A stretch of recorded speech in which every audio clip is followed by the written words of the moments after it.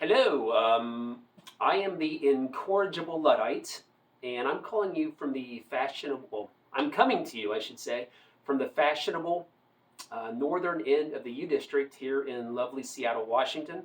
I am in Seattle Records, and I'm doing a album review today. Now, this is my foray into the album review world, so I am quite inexperienced, but I felt like it was necessary to do a review on this particular album. Now, the artist that I'm going to review is my favorite artist of all time. I think they have 6 masterpieces. That is subjective, as a lot of things are going to be in this. But I'm talking about 1978's The Scream, 1980's Kaleidoscope, 1981's Juju, 1982's A Kiss in the Dream House, and this one up here, the musical tour de force, 1988's Peep Show. But the one I'm going to review today by this band is 1986's Tinderbox.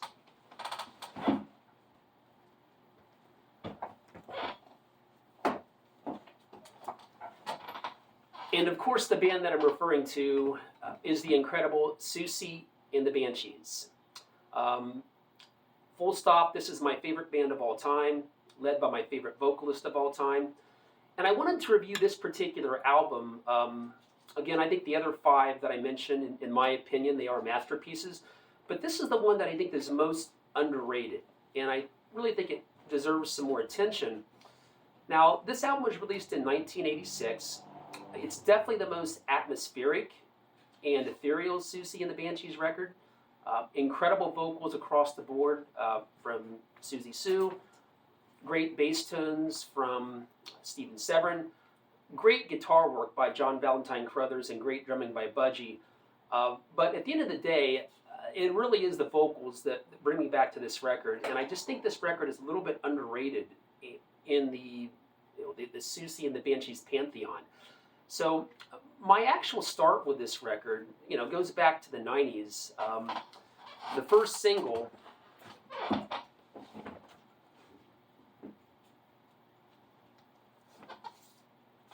which was actually Cities and Dust. And this was the first song I ever heard from the album in 1986.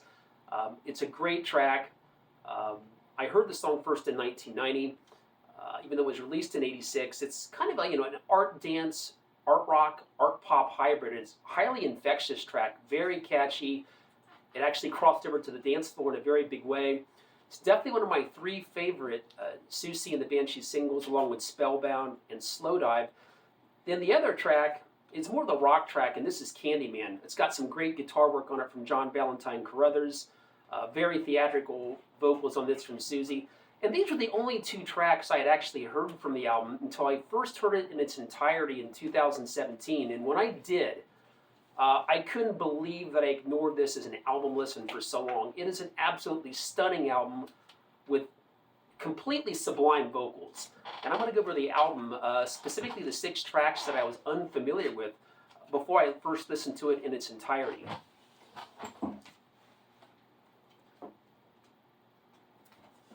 First of all, the album cover on this, I don't think there's ever been an album that I've listened to where the album artwork is more representative of what you're going to get inside. It's an absolute maelstrom of emotions, this record. Whirlwind of emotions. That definitely has like a very oceanic, kind of pelagic feel to it. It comes across in the lyrics. The lyrics on this record by Siouxsie Sioux are just stunning, as well as her vocals. But first track I want to talk about is Cannons, that I hadn't heard before. I heard it in its entirety. Great guitar work on this by Carruthers. Siouxsie's vocals are they're just fantastic. The band's in full form here. Parties Fall is another great track from the record. Again, stunning vocal presentation. Siouxsie's vocals on this record are really, really theatrical. I think she actually, I love her vocals on every record, from The Scream up to Manta Ray, but this might be her most theatrical record in terms of how she comes across vocally. Also, This Unrest, probably the heaviest track on the record. Again, great drums from Budgie, great bass tones from Steve Severin, uh, great guitar work by Crothers again, and fantastic vocals from Siouxsie.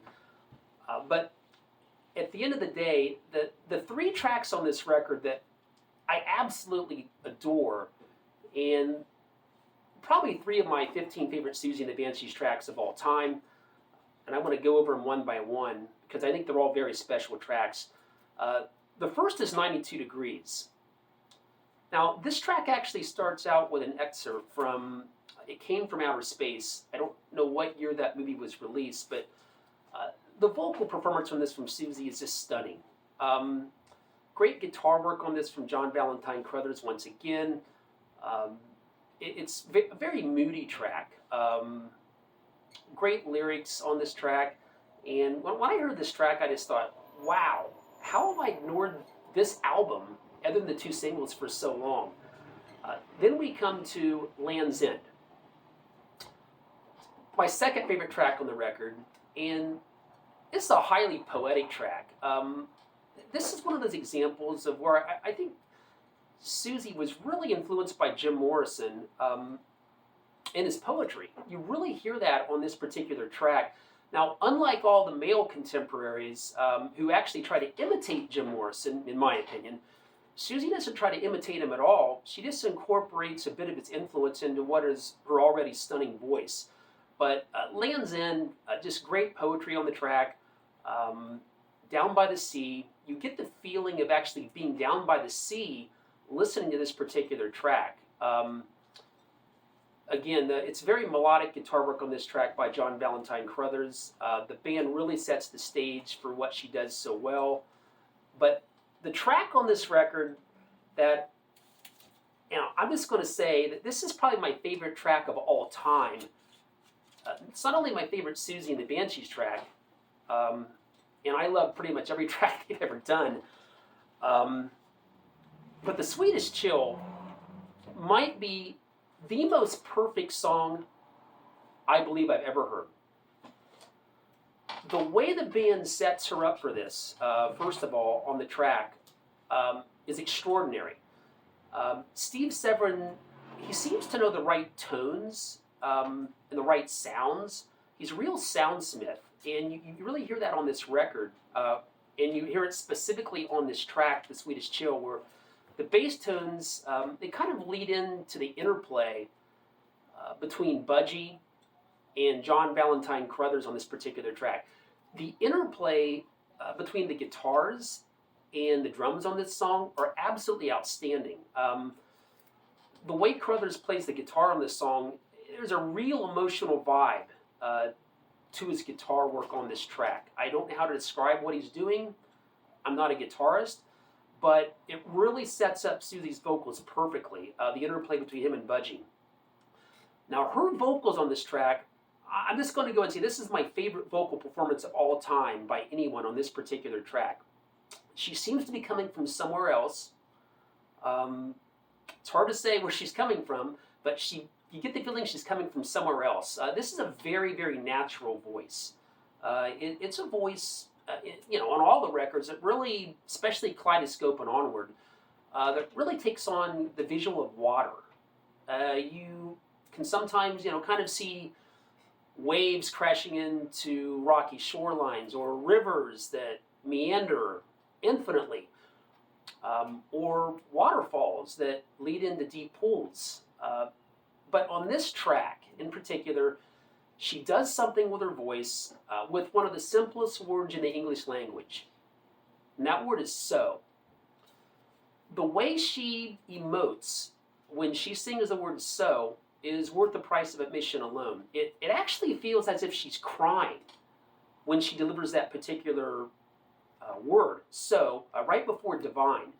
But I believe she also, Siouxsie wrote the lyrics to this track, and I mean, these lyrics literally could have came off a page of Shakespeare.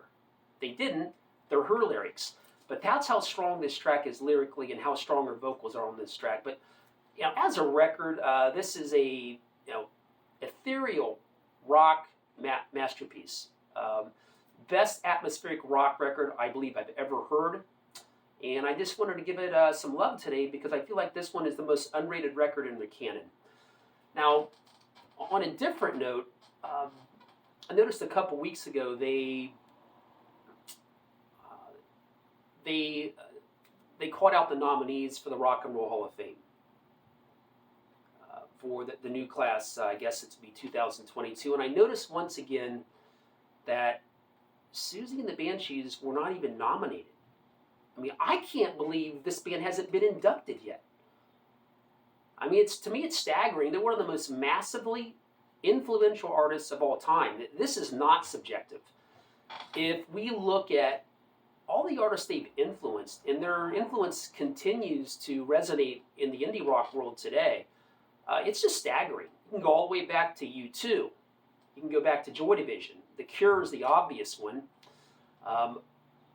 Of course, you've got bands from the art rock explosion in the late 80s, early 90s, Jane's Addiction, a little bit later, the Smashing Pumpkins. These bands were heavily influenced by Siouxsie and the Banshees, but probably most prominently, what the band who most would consider the most important post-Nirvana act, and of course that's Radiohead. They're very influenced by Siouxsie and the Banshees as well. So again, with all this influence, it's just hard to believe that they've never been inducted into the Rock and Roll Hall of Fame. They haven't even been nominated. I mean, the only act out there that I would say that is as deserving as them from an influence standpoint is probably King Crimson, another British band. But yeah, it's quite mystifying to me why they're not already in the Rock and Roll Hall of Fame. So again, I just wanted to come to you today from Seattle Records at the fashionable northern end of the U District in lovely Seattle, Washington. Hope I did a good job today. This was my first ever online record review, and I picked my favorite band of all time, Siouxsie and the Banshees, led by my favorite vocalist of all time, Siouxsie Sioux. I'm going to put the record back down now.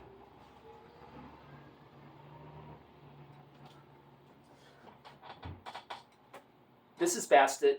She supervised me today. I hope I did a good job. Thank you, Bastet, for supervising me. And I did forget to do one thing. I'm going to do this real quick. This is actually the reissue, the 2021 reissue of this particular record that Seattle Records obtained for me. And I just want to show you what the vinyl looks like. It's a very beautiful maroon color.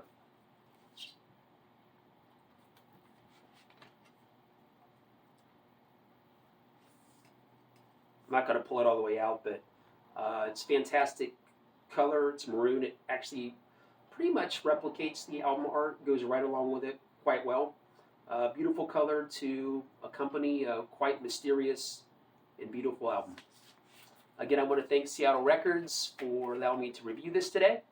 Hope everyone enjoyed this, and stay safe.